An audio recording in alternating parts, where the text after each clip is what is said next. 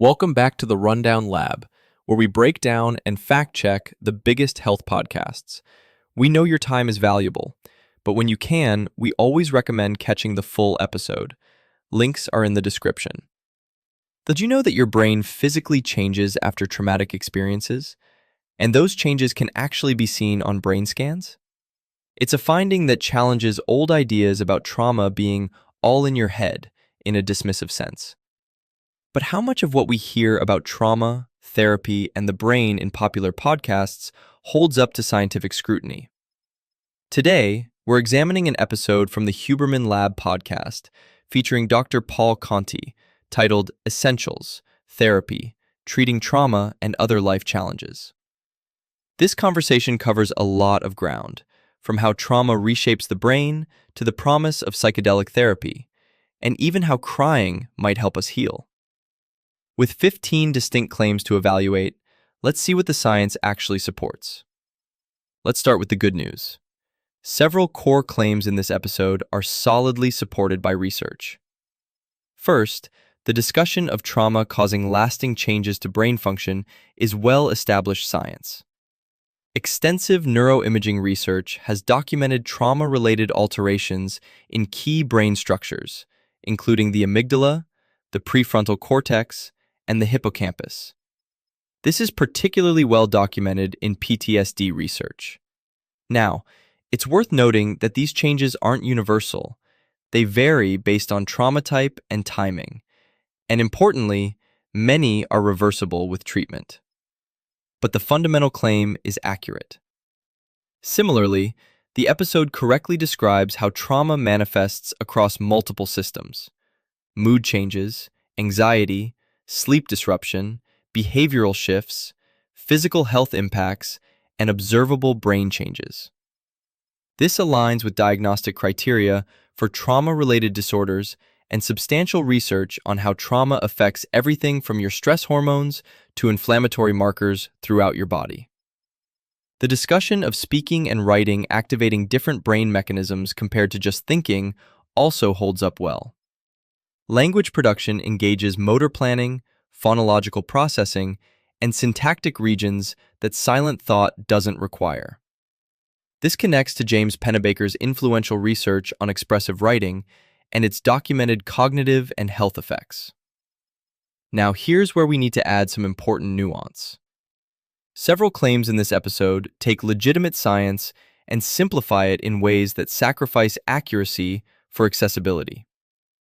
Take the idea that the limbic system, often called the emotional brain, overrides logical decision-making. While emotional processing can certainly override deliberative reasoning, what's sometimes called an amygdala hijack, the relationship between emotion and reason is actually bidirectional. Your prefrontal cortex can regulate limbic responses, and these systems interact dynamically, rather than one always trumping the other. In fact, the concept of the limbic system as a unified emotional brain is itself somewhat outdated.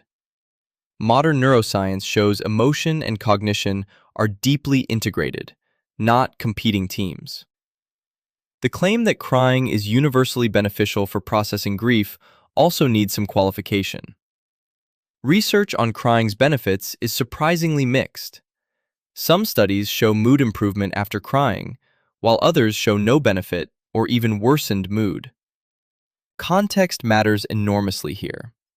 Crying in supportive social settings tends to be helpful, but crying alone or in unsupportive contexts may not provide the same benefits. The discussion of psychedelics and brain activity is another area requiring nuance.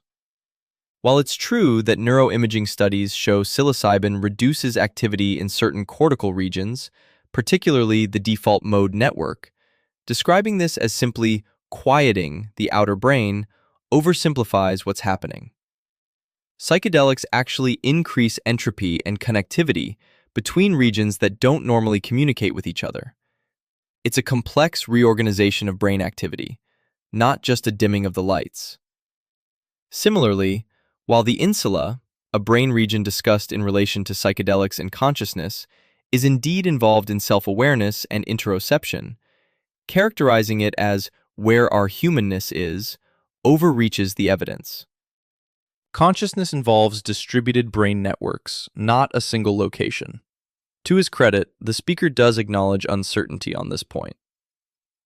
Red flags. One claim warrants particular caution. The suggestion that most people who benefit from antidepressants don't have clinically severe depression is potentially misleading. While it's true that antidepressants are prescribed broadly, this conflates prescription patterns with efficacy evidence.